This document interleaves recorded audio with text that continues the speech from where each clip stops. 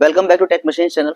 आज हम जानेंगे इंडेक्सिंग मेथड के बारे में। इंडेक्सिंग मेथड क्या होता है, इसको समझने के लिए सबसे पहले आपको जानना पड़ेगा कि जो मशीन होती है, मशीन पे जब आप गियर की मैन्युफैक्चरिंग करते हैं, गियर को बनाते हैं तो किस तरह से बनाते हैं। तो आपने देखा होगा, ये आप देख पा रहे हैं, ये है एक गियर।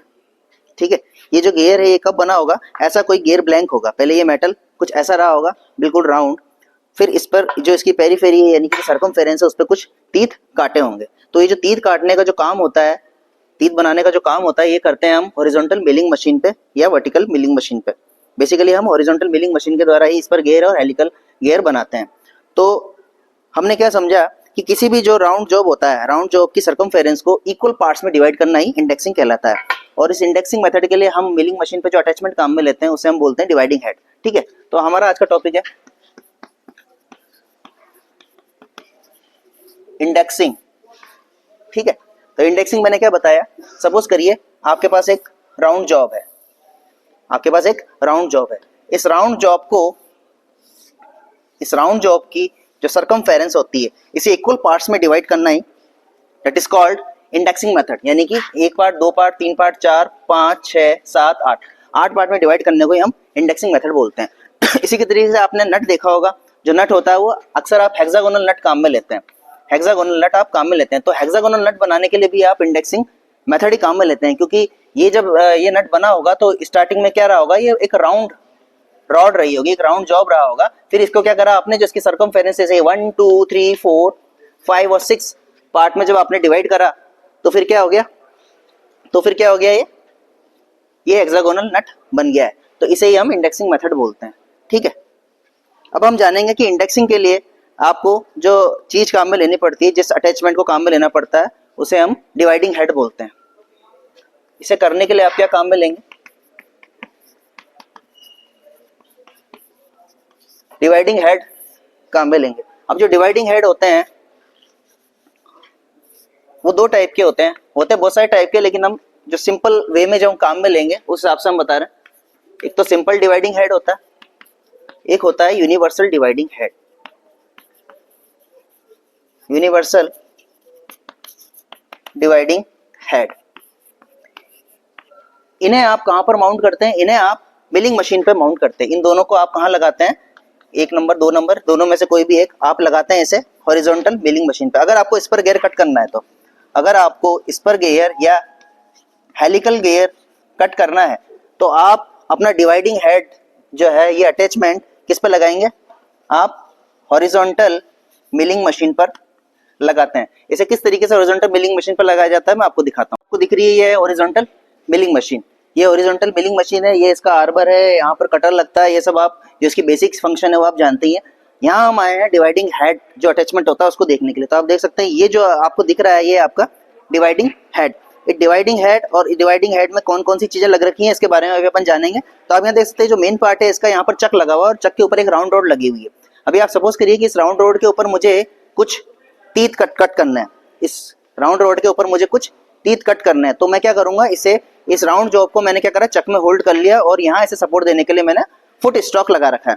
ये फुट स्टॉक क्या करेगा, इस जॉब को यहाँ पर सपोर्ट देगा और जो काटने का काम है वो आपका कटर करेगा। तो आपको दिख रहा होगा यहाँ कटर भी लगा हुआ है, यहाँ पर एक कटर भी लगा हुआ है। तो देखिए किस तरीके से रोटेट करता है। सपोज करिए आपको पहला तीर काटना तो आप पहला तीर कट कर लेंगे, उसके बाद में फिर आप जब जॉब को घुमाते हैं तो आपको दिख रहा होगा कि ये जो जॉब है ये भी राउंड रोटेट करता है। ये देख पा रहे हैं आप, जैसे मैं क्रेन को रोटेट कर रहा हूँ तो ये भी रोटेट कर रहा है। क्यों रोटेट कर रहा है, क्योंकि इसमें वार्म व्हील गियर लगा हुआ होता है।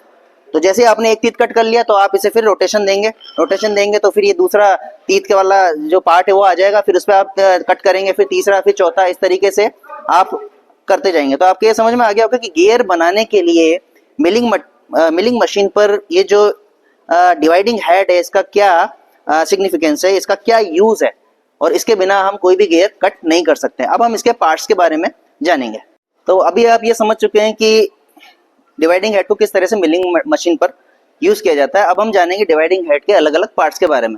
तो आप देख सकते हैं मेरे पास दो अलग अलग टाइप के डिवाइडिंग हेड यहाँ पर पड़े हुए हैं।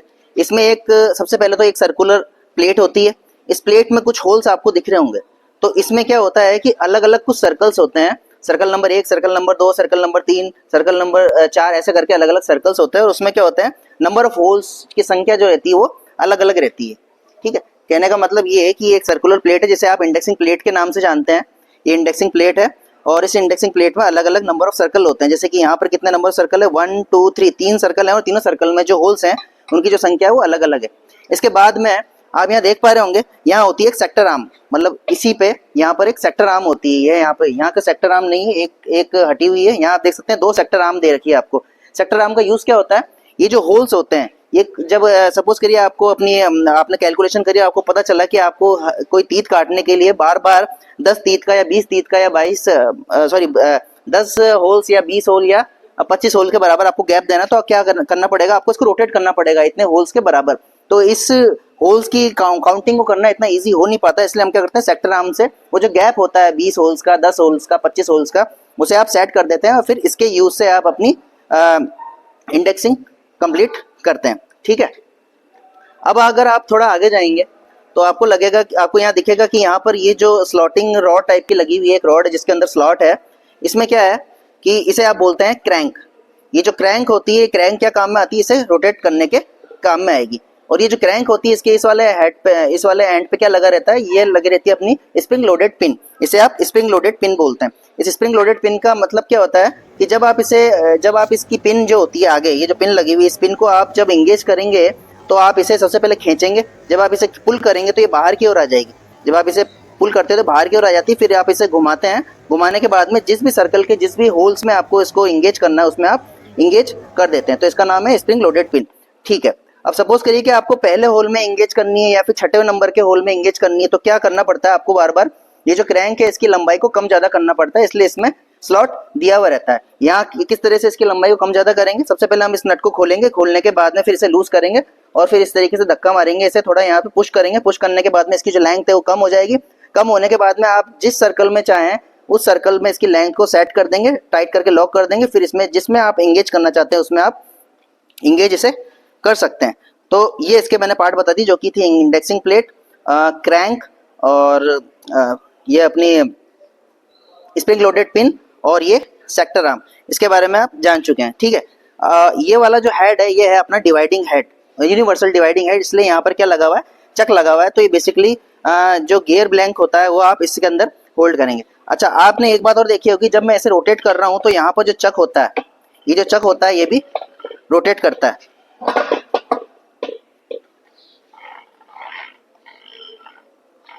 जब मैं इसे रोटेट कर रहा हूँ अपनी इंडेक्सिंग प्लेट को, तो ये चक भी रोटेट कर रहा है। ऐसा इसलिए हो पा रहा है क्योंकि इसमें वार्म व्हील गियर लगा हुआ होता है। ये दूसरा वाला जो हेड आपको दिख रहा है, आप दूसरा वाला हेड देख सकते हैं। ये जो दूसरा वाला हेड है ये भी एक डिवाइडिंग हेड है, लेकिन ये क्या है, ये आपका डायरेक्ट इंडेक्सिंग में या फिर सिंपल इंडेक्सिंग में ही काम आता है। मैंने कैसे पहचाना, मैंने इसे पहचानने का तरीका ये है कि इसके एक साइड पर तो इंडेक्सिंग प्लेट लगी हुई है और दूसरी साइड में यहाँ पर एक सेंटर लगा हुआ होता है और दूसरी साइड में भी आपको एक प्लेट दिखती है। इस प्लेट में आपको कुछ होल्स दिख रहे होंगे, इस प्लेट में आपको कुछ होल्स दिख रहे होंगे। तो इन होल्स को अगर मैं गिनूंगा तो 1 2 3 4 करते करते करते ये जो होल्स है मेरे टोटल 24 हैं। इस पर मैं लिखा हुआ देख भी सकता हूँ। इस पर अगर मैं देखूंगा यहाँ आके तो यहाँ पर लिखा हुआ भी रहता है कि इसमें कितने नंबर ऑफ होल्स हैं। इसका यूज करते हैं हम डायरेक्ट इंडेक्सिंग के लिए। और यहाँ सेंटर इसलिए लगा हुआ है ताकि आप इसमें अपने जॉब को होल्ड कर सके। तो ये सपोर्ट करके रखता है जॉब को, जिससे कि आप डायरेक्ट इंडेक्सिंग कर सकते हैं।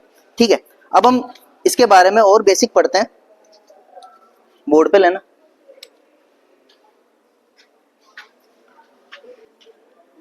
तो डिवाइडिंग हेड के कौन कौन से टाइप थे, टाइप नहीं इसके पार्ट्स बताए थे मैंने। सबसे पहले होती है अपनी indexing plate. Indexing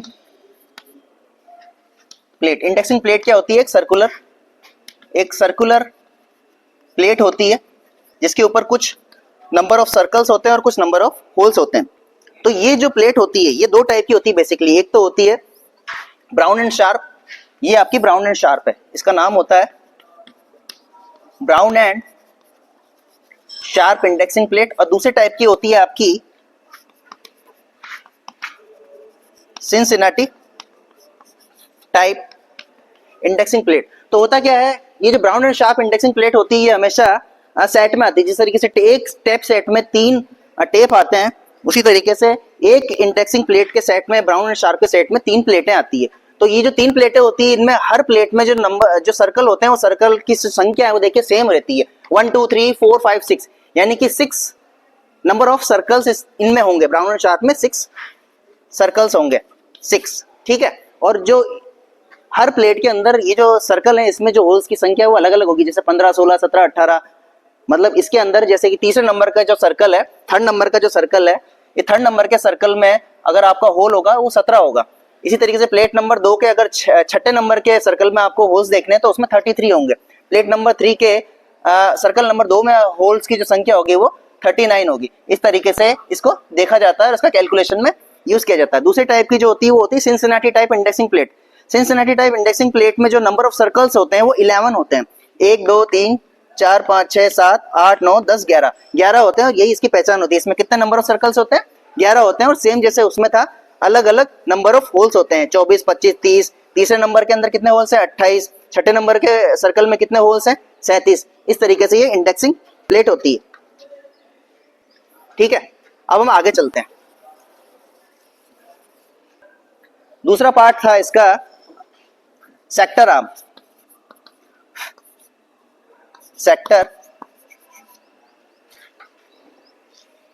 sector arm का यूज किस लिए करते हैं हम?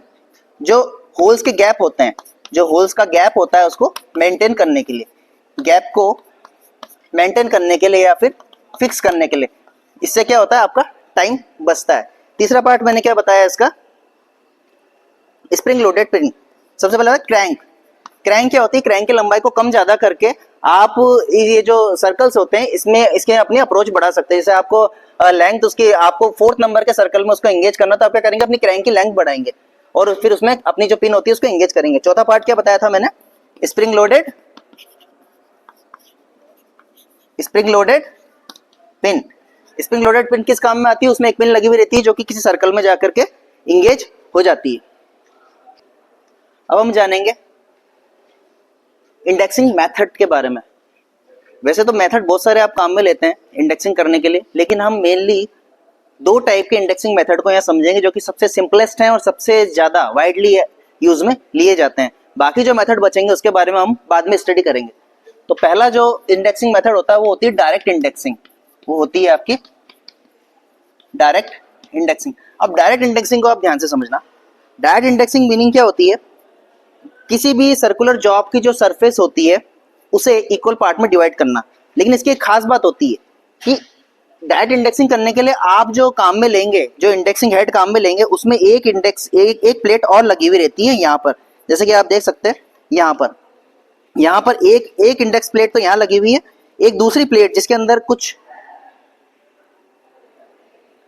कुछ होल्स किए हुए हैं, आपको यहाँ दिख रहा होगा। तो जैसे कि मैं पहले बता चुका हूँ, इस टाइप की जो प्लेट रहती है इसके अंदर 24 होल्स हो रखे हैं।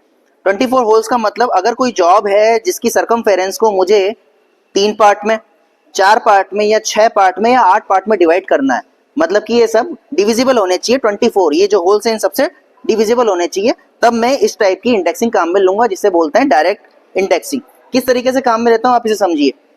सपोज करिए कि कोई जॉब है और जॉब की जो सरफेस है, जॉब की जो सरकमफेरेंस है, उसे मुझे कुछ पार्ट्स में डिवाइड करना है। सपोज करिए 6 पार्ट में डिवाइड करना है, तो मैं क्या करूंगा? 24 डिवाइडेड बाय 6 कितना आएगा? 6 चौक 24 4। तो क्या होगा? मैं सबसे पहले यहाँ पे एक जहां से मैं अपनी शुरुआत करूंगा वहां एक मार्किंग कर लूंगा। जैसे कि यहाँ मैंने मार्किंग कर ली, ठीक है। तो मुझे कितने पार्ट में डिवाइड करना है? 6 पार्ट में डिवाइड करना है। तो 6 चौक 24। तो मुझे क्या करना पड़ेगा? पहला कट जब लग जाएगा तो मैं इसे रोटेट कराऊंगा 4 होल्स के बराबर। तो जब मैं इसे रोटेट कराऊंगा तो ये मुझे मैनुअली करना पड़ेगा। जैसे कि यहाँ जो ये पिन, लॉकिंग पिन जो लगी हुई है, इस लॉक पिन को मैंने अनलॉक करा। अनलॉक करने के बाद में मैंने इसे 1 2 3 4 होल्स के बराबर रोटेट किया और यहाँ से फिर से लॉक कर दिया। फिर मैं अपना दूसरा तीत कट करूंगा, ठीक है। दूसरा तीत कट हो गया, फिर मैं क्या करूंगा? वापस से इस लॉक पिन को डिसएंगेज करूंगा और फिर इसे 4 होल्स के बराबर 1 2 3 4 मैनुअली रोटेट करूंगा। फिर यहाँ से इसे लॉक कर दूंगा। मैं अपना दूसरा तीत या फिर दूसरा फेस कट करूंगा, ठीक है। इसी तरीके से जब मुझे तीसरा फेस कट करना है तो मैं क्या करूंगा? इस पिन को अनलॉक करूंगा, फिर यहाँ पर 4 होल्स के बराबर इसे रोटेट करूंगा मैनुअली 1 2 3 4। ऐसे कर करके 4 6 24, मतलब कि 6 फेस जो है वो मेरे कट हो जाएंगे। तो इस टाइप की जो इंडेक्सिंग होती है जिसमें आप ये वाली प्लेट का यूज नहीं ले रहे हैं, इसका और इसका कोई कनेक्शन है नहीं, यानी कि वार्म और वार्म व्हील का अंदर कोई कनेक्शन है नहीं, वो डिसएंगेज हो चुका है। इस तरीके की जो इंडेक्सिंग होती है उसे डायरेक्ट इंडेक्सिंग बोलते हैं। आई थिंक आप समझ गए होंगे। लेकिन जैसा कि आप देख रहे हैं अब इसमें इंडेक्सिंग प्लेट तो लगी हुई है, तो दोनों को अभी आपने डिसएंगेज किया है। तो जब आपको इसको काम में लेना पड़ेगा दूसरी टाइप की इंडेक्सिंग करने के लिए, यानी कि सिंपल इंडेक्सिंग करने के लिए, तब आप क्या करेंगे, इसे और इसे कनेक्ट करेंगे। तो कनेक्ट करने के लिए इसकी पीछे की साइड में एक ब्रैकेट दिया हुआ होता है, ये देखिए यहाँ पर आपको एक ब्रैकेट दिया हुआ है। अभी क्या है, अभी इसका इस वाली प्लेट का 24 होल्स जिसमें है, इस प्लेट का और इंडेक्सिंग प्लेट का कोई कनेक्शन नहीं है, मतलब कि warm and worm wheel disengage है। डिसएंगेज इसलिए क्योंकि मैंने इस ब्रैकेट को लूज करके यहाँ पर सेट कर दिया है। जब मुझे दोनों को इंगेज करना है, यानी कि दोनों के बीच में मुझे म्यूचुअल मोशन चाहिए होता है, कनेक्शन दोनों के बीच में मुझे करना है, मूवमेंट चाहिए मुझे सिंपल इंडेक्सिंग करने के लिए, तो मैं क्या करूंगा, इस नट को लूज करके इस ब्रैकेट को मैं यहाँ पर ले आऊंगा। तो जैसे इस ब्रैकेट को मैं यहाँ पर ले आऊंगा तो मैं पाऊंगा कि जब मैं इसको रोटेट करता हूँ मेरी इंडेक्सिंग प्लेट को, तो वह मोशन मुझे यहाँ दिखता है। सेम है जैसा कि जब मैं इंडेक्सिंग प्लेट को घुमा रहा था तो यहाँ पर चक रोटेट हो रहा था, लेकिन यहाँ क्या है, अब चक रोटेट नहीं हो रहा है। यहाँ यानी कि यहाँ पर जो ब्रैकेट को जो आपने लॉक किया है वो अलग कंडीशन में किया है, और यहाँ पर जो ब्रैकेट को आपने लॉक किया है, इस ब्रैकेट को जो लॉक किया है वो अलग कंडीशन में किया है। ठीक है, तो इस टाइप की जो इंडेक्सिंग होती है उसे आप डायरेक्ट इंडेक्सिंग बोलते हैं। अब इसे हम एग्जाम्पल के थ्रू समझते हैं। तो मैंने क्या बोला, इसके अंदर क्या होता है, इसके अंदर एक प्लेट लगी हुई रहती है, एक सर्कुलर प्लेट लगी रहती है, जिसके अंदर कितने होल्स होते हैं, टोटल 24 होल्स होते हैं। तो अगर आपको किसी भी जॉब को आपको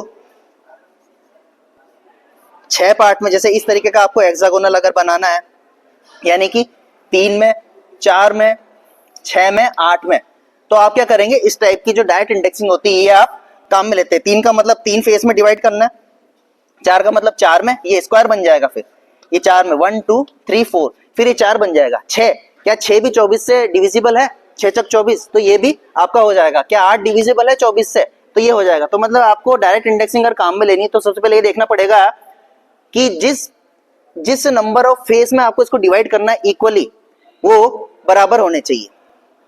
इसी तरीके से अगर मुझे 8 पार्ट में डिवाइड करना है तो मैं क्या करूंगा, 24 डिवाइड बाय 8, 8 दूनी 16, 8 दिया 24, मतलब कि 3 होल्स के बराबर इसे रोटेट करूंगा मेरी प्लेट को। और मैनुअली इसमें क्या करना पड़ता है, आपको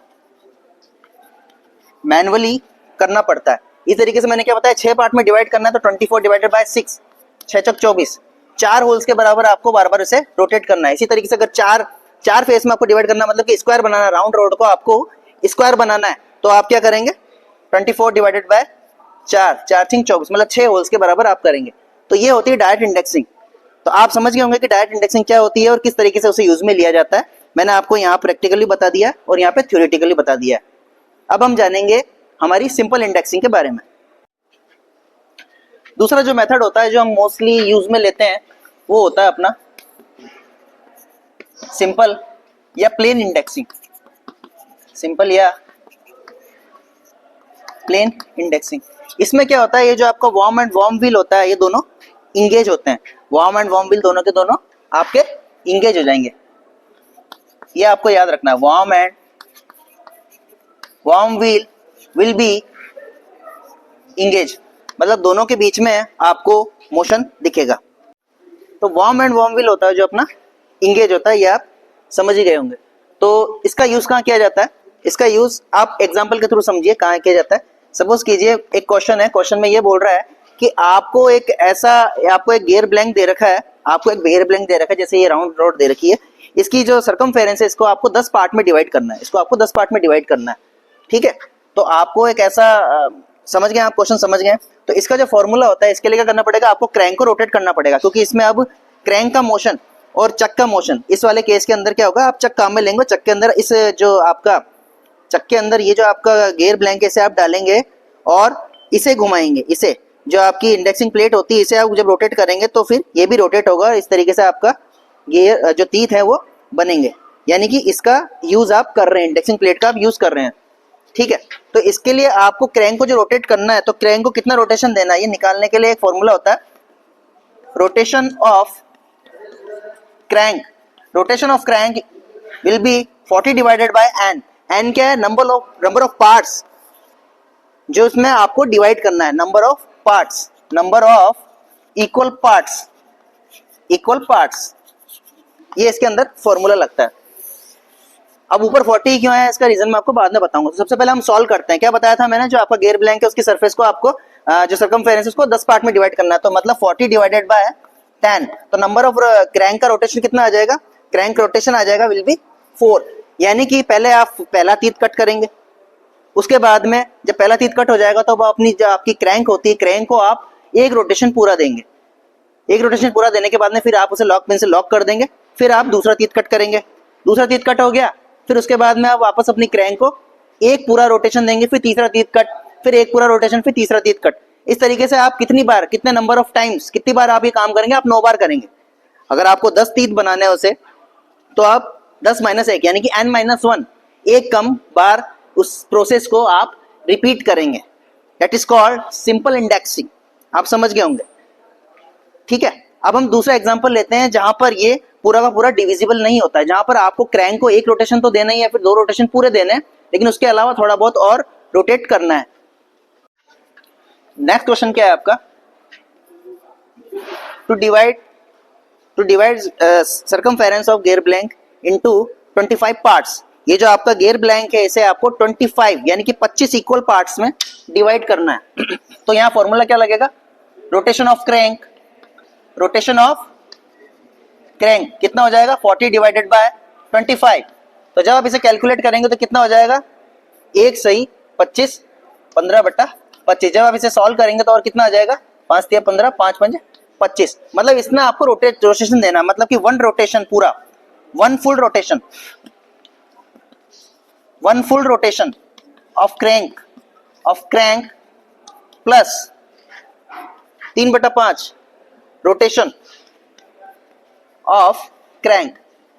जब आप इतना रोटेशन देंगे एक बार में, तब जाके ये तीत कटेगा, यानी कि 25 - 1 24 बार आपको इतना रोटेशन आपको क्रैंक को प्रोवाइड करना, तब जाके आपका तीत कटेगा। तो अब आपके समझ में, ये तो समझ में आ गया होगा किस तरीके से इसको करेंगे।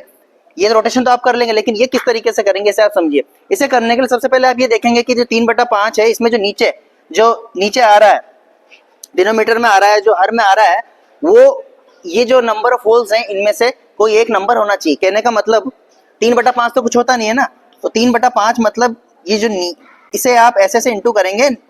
सपोज करिए कि आप 2 से इंटू कर रहे हैं, तो कितना आ जाएगा, 3 दूनी 6 और 5 दूनी 10। तो ये 10 होल जो है वो इनमें से किसी प्लेट में अवेलेबल होने चाहिए, जो कि अभी नहीं है। तो अब मैं क्या करूंगा, अब मैं 3 से इंटू करूंगा, कपड़ा दे, मैं 3 से इंटू करूंगा, 3 से करूंगा तो 3 × 3 = 9 और 5 × 15 15 है क्या, है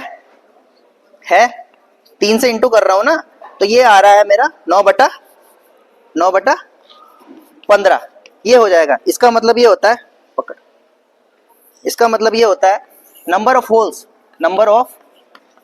holes that is available in plate number 1 और प्लेट नंबर 2 और प्लेट नंबर 3।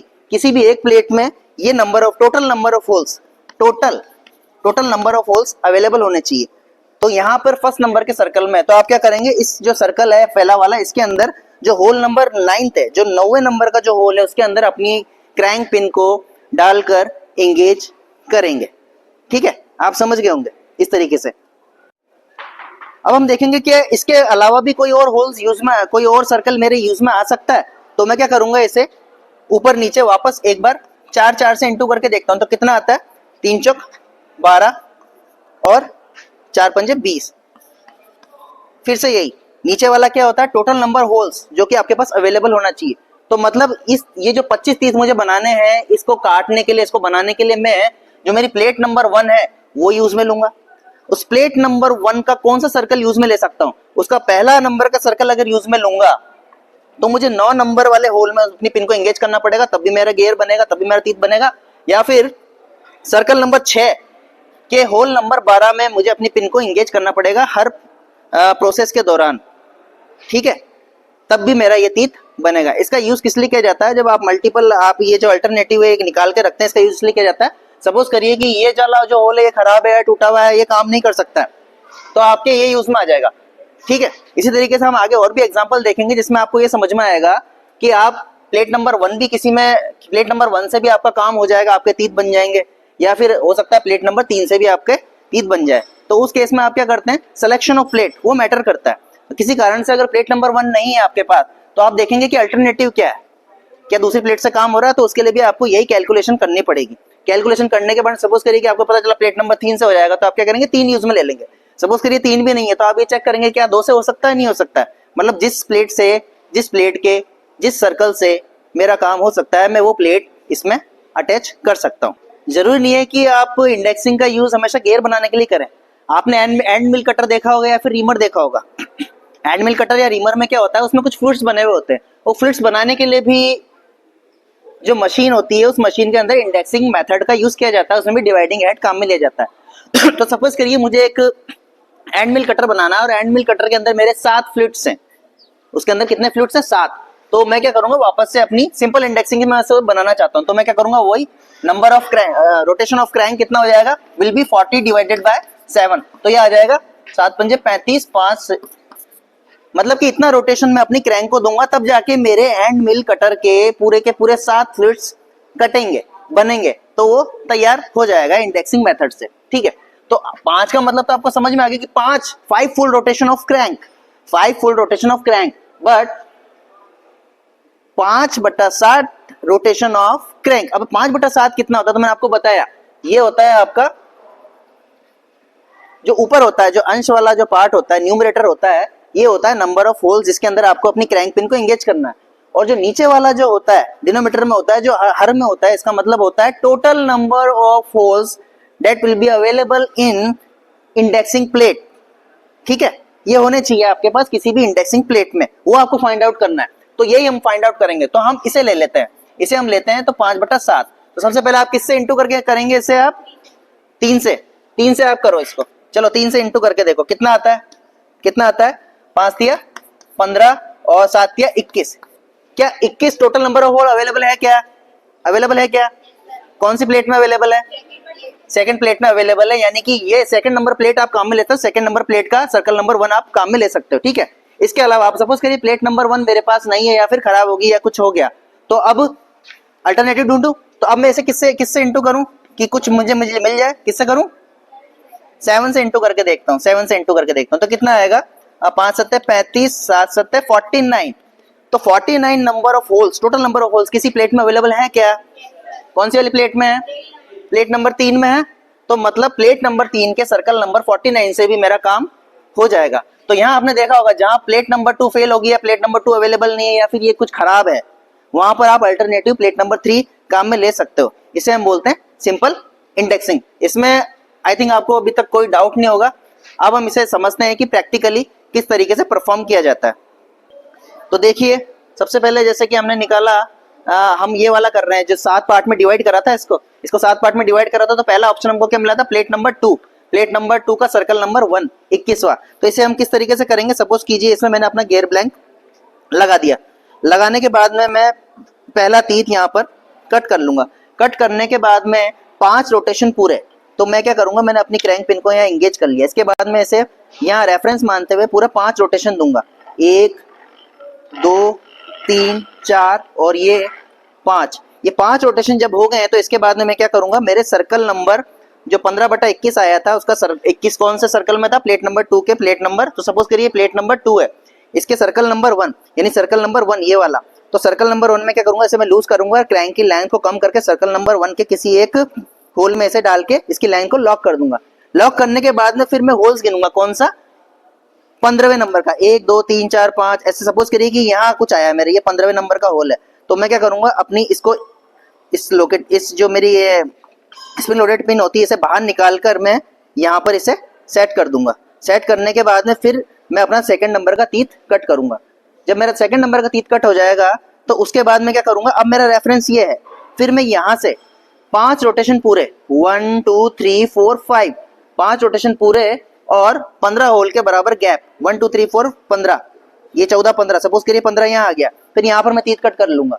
फिर अब मेरे नेक्स्ट तीत के लिए जो रेफरेंस हो जाएगा वो ये हो जाएगा। इसके बाद फिर मैं वापस से इसे घुमाऊंगा और मेरे लिए और मेरे सारे के सारे जो तीत हैं, जो फ्लूइड्स हैं, वो बन जाएगी। इसमें ये खराब है क्रैंक पिन, जो ये क्रैंक है खराब है, मैं आपको दूसरे वाले में समझाता हूँ, ये उसमें समझ में आ जाएगा। सपोज कीजिए कि ये brown and sharp indexing plate है, तो अब मैं क्या करूंगा, जैसे कि मैंने आपको बताया उसमें 5 सर्कल पूरे थे, तो मैंने ये जो अपनी पिन है, यहाँ से देख सकते हैं आप, ये जो पिन है यहाँ से देख सकते हैं, ये जो पिन है इस पिन को मैं इसमें इंगेज कर देता हूँ, ये जो होल्स होते हैं इसके अंदर डाल के इंगेज कर देता हूँ। और डिसंगेज करना है तो ये स्प्रिंग लोडेड पिन होती है, इसे मैं बाहर खींचता हूँ और फिर इस तरीके से रोटेट करता हूँ। तो सपोज कीजिए ये मेरा रेफरेंस है, ये मेरा सर्कल नंबर फर्स्ट वाला था जो कि 21 circle, total number of holes कितने थे, 21 थे। तो यहाँ फिर मैंने क्या करा, इसे 5 बार घुमाया, 1 2 3 4 और ये 5 बार घुमाने के बाद में फिर मैं क्या करूंगा, यहाँ से कैलकुलेट करूंगा कितना, 15। तो मैंने क्या करा, 1 2 3 4 5 ऐसे करके मैंने 15 कर लिया। 15 करने के बाद में सपोज कीजिए यहाँ पे 15 आ गया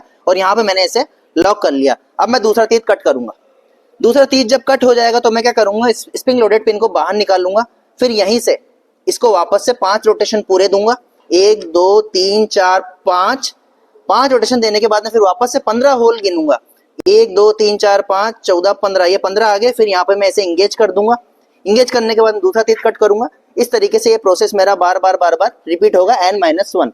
n का मतलब होता है नंबर ऑफ फ्लूट जो कि आप कट करना चाहते हैं, या फिर नंबर ऑफ तीर जो कि आप कट करना चाहते हैं। इसमें जो क्रैंक होती है आप देख सकते हैं, क्रैंक की लेंथ को कम ज्यादा भी किया जा सकता है। ये जो नट है इसे लूज करके या फिर टाइट करके इसे कम ज्यादा भी किया जा सकता है। इस तरीके से ये काम करता है। तो जैसा कि मैंने आपको बताया, जो डिवाइडिंग हेड होता है, जो यूनिवर्सल डिवाइडिंग हेड होता है, जब आप इसे ब्रैकेट को पीछे से लॉक कर, मतलब कि जब इंगेज करते हैं तो जब ये काम करना शुरू करता है, मतलब तो ये warm and worm wheel basically काम कैसे करता है, तो अंदर की असेंबली मैंने आपको थोड़ा बताने की कोशिश में करूंगा। ये क्या है, ये आपका वार्म व्हील है। ये वार्म व्हील आपका, ये जो चक रहता है इस चक के पीछे माउंट रहता है, इसके पीछे माउंट रहता है। तो ये है आपका वार्म व्हील, ठीक है। इसके अंदर क्या लगा हुआ है आपका, ये वार्म शाफ्ट लगी हुई है, ये वार्म शाफ्ट लगी है, इसे समझने की कोशिश करना आप, ठीक है। ये वार्म शाफ्ट लगी हुई है, ये वार्म शाफ्ट कनेक्ट होती है आपकी जो क्रैंक होती है उससे। जब आप क्रैंक को रोटेट कर रहे हैं तो बेसिकली हो क्या रहा है, आपका ये जो वार्म होता है ये रोटेट कर रहा है, आप इसे रोटेट कर रहे हैं, इसे घुमा रहे हैं, और ये होता है आपका सिंगल स्टार्ट थ्रेड। ये जो वार्म शाफ्ट होती है ये होती है आपकी सिंगल स्टार्ट थ्रेड, ये होती है सिंगल स्टार्ट थ्रेड। अब इसका क्या सिग्निफिकेंट है ये मैं आपको बताऊंगा, ये आप समझेंगे बाद में। और ये जो वार्म व्हील है इसके अंदर कितने नंबर ऑफ टीथ हैं, टोटल 40 नंबर ऑफ टीथ होते हैं। अगर मैं इंडेक्सिंग प्लेट की बात करूंगा तो ये मैं पहले आपको बता चुका हूँ, ये इंडेक्सिंग प्लेट होती है, इसके अंदर डिफरेंट नंबर ऑफ होल्स होते हैं। ये आपकी सेक्टर आर्म है, ये आपकी सेक्टर आर्म है, ये मैंने बता दिया। ये सेक्टर आर्म क्या होती है, जो होल्स होते हैं, जैसे कि आपने देखा होगा लास्ट एग्जांपल में हमने 15 होल के बराबर से बार बार हम कैलकुलेट करके घुमा रहे थे। तो बार बार ये कैलकुलेशन करना बहुत टिपिकल हो जाता है। सपोज कीजिए कोई ऐसा गेयर है कि इस पे 40 तीत बनाने हैं, 80 तीत बनाने हैं, 120 तीत बनाने हैं, तो कैलकुलेशन आपको बार बार नहीं करनी पड़े, आपका टाइम वेस्ट नहीं। उसके लिए क्या करते हैं, सेक्टर आर्म को लॉक कर देते हैं पर्टिकुलर गैप पे, 15 का गैप, 20 का गैप, 25 का गैप। इससे क्या होता है, अपना टाइम बचता है, ठीक है। तो ये सेक्टर आर्म होती है। ये है आपके स्प्रिंग लोडेड पिन, ये है आपके स्प्रिंग लोडेड पिन, जो कि मैं आपको बता चुका था काम कर किस तरीके से ये काम कर। तो आप देखिए कि किस तरीके से ये काम कर रहा है। तो जैसा कि मैंने आपको बताया सिंगल स्टार्ट थ्रेड है, इसका मतलब ये होता है कि जब मैं इस वार्म शाफ्ट को एक रोटेशन दूंगा, जब इस वार्म को मैं जब एक रोटेशन दूंगा, तो एक रोटेशन जब मैं दूंगा तो इसके एक तीत के बराबर ये जो वार्म व्हील है ये मेरा रोटेट होगा, एक तीत के बराबर। क्या मतलब, जब मैं इसको वार्म शाफ्ट को एक रोटेशन दूंगा तो 1 रोटेशन विल बी मूव 1 तीत ऑफ वार्म व्हील, ठीक है। तो जैसे कि बता चुका हूं, इस वार्म व्हील पे कितने तीत हैं, 40 तीत हैं, 40 तीत है। तो अगर मैं चाहता हूं कि ये मेरा रेफरेंस है, ये पहले नंबर का तीत है इधर वार्म शाफ्ट पे, वार्म व्हील पे जो पहले नंबर का तीत है वो इधर है, और ये पूरा रोटेट होकर 360 डिग्री रोटेट होकर के पूरा वापस यहाँ आ जाए, तो मुझे इसको कितनी बार घुमाना पड़ेगा, 40 बार, 40 बार। क्यों, क्योंकि ये सिंगल स्टार्ट थ्रेड है, मैंने आपको बता दिया। 40 बार जब मैं इसको घुमाऊंगा तो क्या होगा, एक बार में एक तीत, तो मतलब कि 40 बार में 40 तीत, तो 40 रोटेशन ये और ये। तो इसका रेशियो कितना हो जाएगा, वेलोसिटी रेशियो कितना हो जाएगा, या फिर स्पीड रेशियो कितना हो जाएगा इसका, 40:1। इस तरीके से ये काम करता है। और यही रीजन है कि आपका जो फॉर्मूला उसमें आप 40/n लिख रहे हैं, ठीक है, 40/n लिख रहे हैं आप, उसका रीजन मैंने आपको बता दिया। अगर ऐसा होता, अगर ये डबल स्टार्ट थ्रेड होता तो इसका मतलब क्या होता कि जब आप इसे 2 रोटेशन दे रहे हैं अपनी वार्म शाफ्ट, सपोज कीजिए डबल स्टार्ट थ्रेड है, तो होगा क्या, जब आप वार्म शाफ्ट को 2 रोटेशन देंगे, एक रोटेशन देंगे, और ये तीत 2 तीत के बराबर रोटेट हो जाएगा, मतलब एक rotation 1 rotation will be equal to 2 तीत, 2 तीत के बराबर वो रोटेट हो रहा है, तो वो हो जाएगा आपका डबल स्टार्ट थ्रेड। मतलब एक बार रोटेशन होने पे वो जल्दी से जल्दी आपका 20 बार में आपको आ जाएगा, मतलब 20 बार आपको रोटेट करना पड़ेगा, वो डबल स्टार्ट थ्रेड हो जाएगा। लेकिन वो क्या होता है, नॉर्मली यूज में नहीं लिया जाता है। ज्यादातर आपके 40 नंबर ऑफ टीथ वाला वार्म व्हील ही काम में ले जाता है इंडेक्सिंग मेथड में। यही रीजन है कि फॉर्मूले में 40 आता है, ये आप नोट करना। अच्छा, वार्म एंड वार्म व्हील जो गियर होता है उसकी एक खास बात और होती है, इसमें हाई स्पीड रेशियो मिलता है। तो आपने देखा होगा यहाँ जैसे कि 40:1 मिल रहा है, 40:1 मिल रहा है, मतलब कि आप जब 40 बार इनपुट दोगे, इनपुट किसको दोगे, वार्म शाफ्ट को।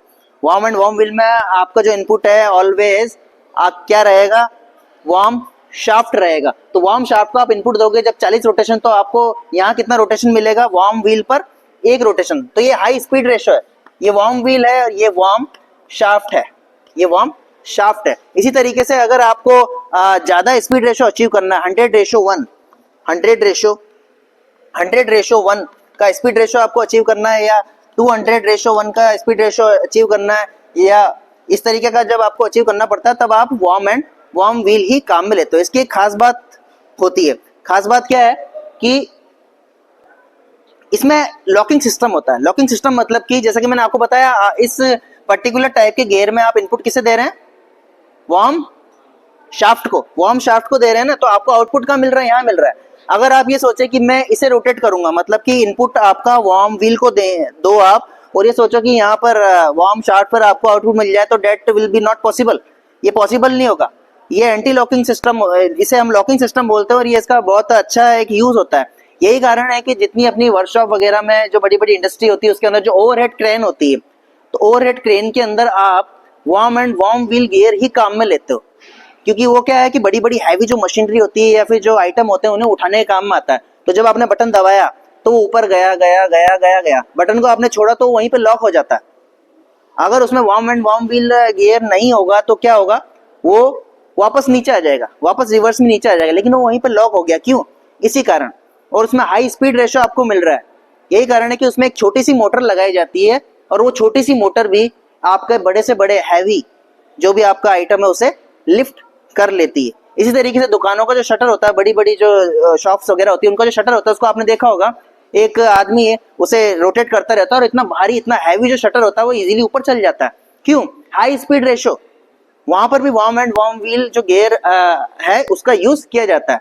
इसी तरीके से इस गियर का यूज हमने कहाँ करा, हमने हमारे डिवाइडिंग हेड में इसका यूज करा है, और कहाँ काम में आ रहा है ये मैंने आपको बता दिया। हमारी जो कैलकुलेशन है वो इसी पे बेस है। तो हमने अभी जो पढ़ा है, ये जो भी पढ़ा है, ये है mechanism of warm and worm wheel, जो कि यूज हो रहा है कहाँ पर, आपका डिवाइडिंग हेड में। तो आज हमने जाना कि किस तरीके से जो इंडेक्सिंग मैकेनिज्म है वो डिवाइडिंग हेड में काम में लिया जाता है, और इसे किस तरीके से मिलिंग मशीन में काम में लेते हैं आप। आगे के लेक्चर में हम ये जानेंगे कि इसे आप और किस तरीके से, इसके जो आगे के मतलब जो डिवाइडिंग हेड है इसके और कौन से टाइप होते हैं, और जो इंडेक्सिंग मेथड जो अभी बचे हुए हैं, जैसे डिफरेंशियल इंडेक्सिंग होता है, कंपाउंड इंडेक्सिंग होता है, एंगुलर इंडेक्सिंग होता है, इन सब के बारे में भी हम जानेंगे। लेकिन जो बेसिक टाइप होते हैं, डायरेक्ट इंडेक्सिंग और सिंपल इंडेक्सिंग, वो आज हमने जाना है। ठीक है, अगर आपको और कोई डाउट हो तो आप पूछ सकते हैं। Thank you.